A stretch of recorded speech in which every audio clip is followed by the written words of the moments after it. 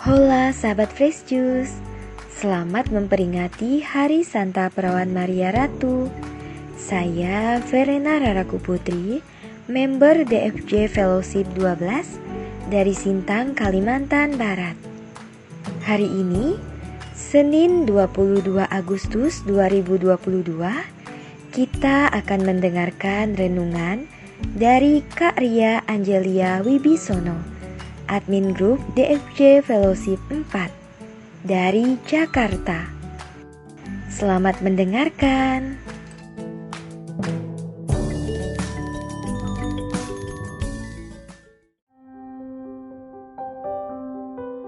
Selamat pagi para pendengar Fresh Juice yang dikasihi Tuhan. Semoga semuanya dalam kondisi sehat dan bahagia. Bacaan Injil hari ini diambil dari Injil Matius bab 23 ayat 13 sampai 22. Inilah Injil Yesus Kristus menurut Matius.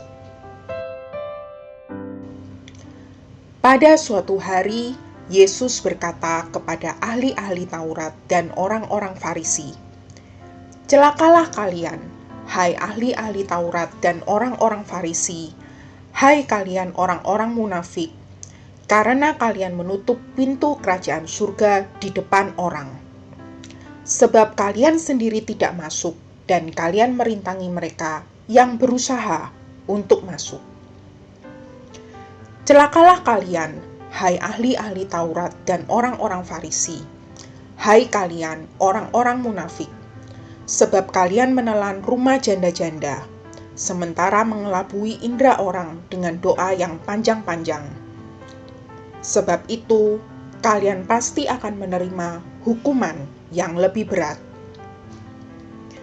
Celakalah kalian, hai ahli-ahli Taurat dan orang-orang Farisi, hai kalian orang-orang munafik, sebab kalian mengarungi lautan dan menjelajah daratan, untuk mentobatkan satu orang saja menjadi penganut agamamu, dan sesudah ia bertobat, kalian menjadikan dia orang neraka, yang 2 kali lebih jahat daripada kalian sendiri. Celakalah kalian, hai pemimpin-pemimpin buta, yang berkata, bila bersumpah demi bait suci, sumpah itu tidak sah, tetapi bersumpah demi emas bait suci, sumpah itu mengikat. Hai kalian, orang-orang bodoh dan orang-orang buta, manakah yang lebih penting, emas atau bait suci yang menguduskan emas itu? Dan kalian berkata, bila bersumpah demi mezbah, sumpah itu tidak sah, tetapi bersumpah demi persembahan yang ada di atasnya, sumpah itu mengikat. Hai kalian orang-orang buta, manakah yang lebih penting, persembahan atau mezbah yang menguduskan persembahan itu? Karena itu, barang siapa bersumpah demi mezbah, ia bersumpah demi mezbah dan juga demi segala sesuatu yang terletak di atasnya. Dan barang siapa bersumpah demi bait suci, ia bersumpah demi bait suci dan juga demi dia yang diam di situ. Dan barang siapa bersumpah demi surga, ia bersumpah demi tahta Allah dan juga demi dia yang bersemayam di atasnya." Demikianlah sabda Tuhan.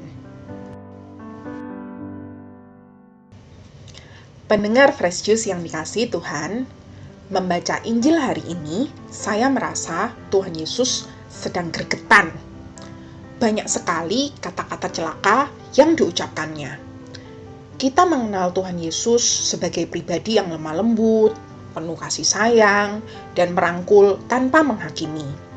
Nah, kalau sampai dalam situasi ini Tuhan Yesus mengeluarkan kata-kata peringatan keras, saya rasa sih orang Farisi dan ahli Taurat yang kena tegur ini sudah terlalu. Dalam kehidupan sehari-hari, kalau kita mendapat teguran keras seperti ini, mungkin tidak mudah bagi kita untuk menerimanya ya. Kena mental kalau kata anak sekarang. Kenapa sih nggak bisa pakai kata-kata yang lebih membangun?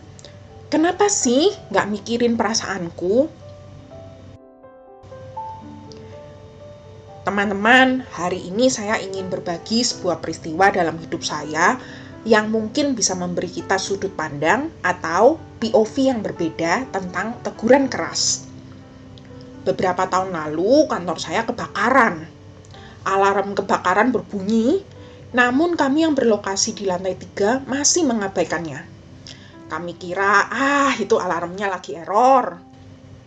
Tak lama kemudian, salah satu rekan menengok lantai 2 dan menemukan penghuninya sudah tunggang langgang menyelamatkan diri. Disitulah baru kami sadar, kebakaran itu beneran. Kami pun cepat-cepat turun ke lantai bawah. Sampai di bawah, kami melihat sumber kebakaran ada di belakang gedung.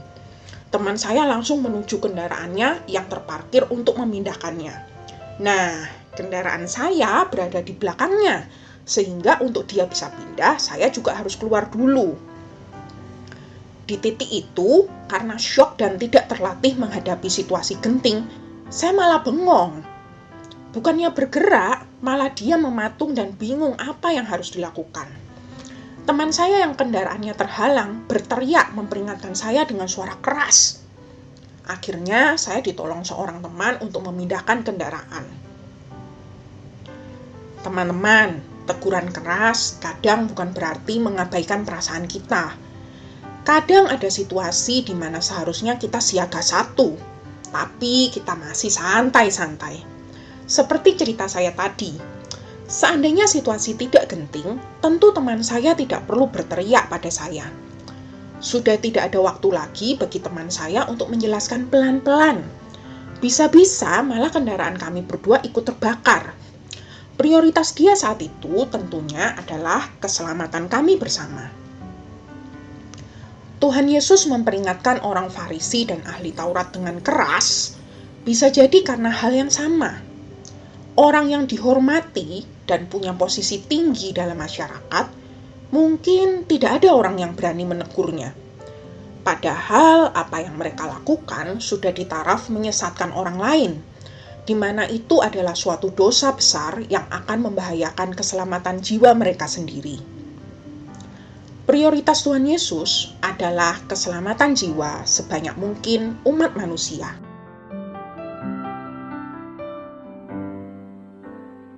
Sebagai orang muda, mari kita merenung. Meski mungkin kita bukan orang yang punya posisi tinggi seperti orang Farisi, jangan-jangan selama ini kita sulit menerima masukan, apalagi yang disampaikan dengan keras.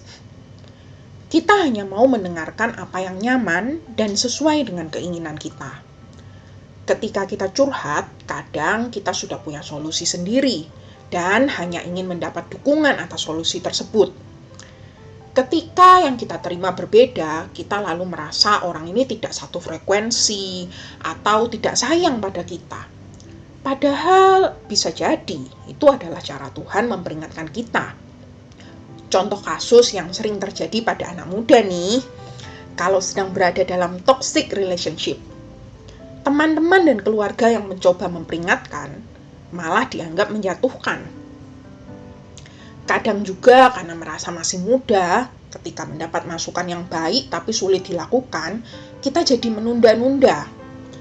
Misalnya, ketika orang tua mengingatkan agar lebih rajin ke gereja, kita lalu merasa, nanti-nanti aja lah, kalau sudah tua baru rajin ke gereja. Sekarang happy-happy dulu. Padahal hal yang baik kalau tidak dibiasakan dari muda akan lebih sulit dilakukan di masa tua.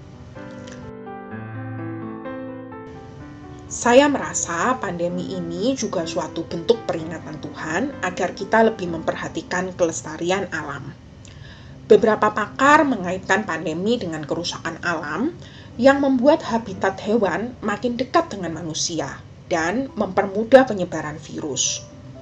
Karena itu, yuk teman-teman, kita lebih care dengan alam sekitar. Saat ini saya mulai dengan mengelola sampah agar tidak memenuhi TPA yang akan mencemari lingkungan. Sampah kemasan dari konsumsi saya sehari-hari, saya bersihkan dan saya kirim ke bank sampah supaya bisa didaur ulang. Masker medis pun bisa kita cuci dan keringkan lalu dikirim ke tempat daur ulang. Di media sosial sudah banyak informasi mengenai pusat daur ulang kok. Tinggal kita cari saja. Kita lakukan apa yang bisa kita lakukan. Langkah kecil jika dilakukan beramai-ramai akan memiliki dampak besar suatu saat kelak. Kiranya Tuhan memberkati segala niat baik kita. Amin.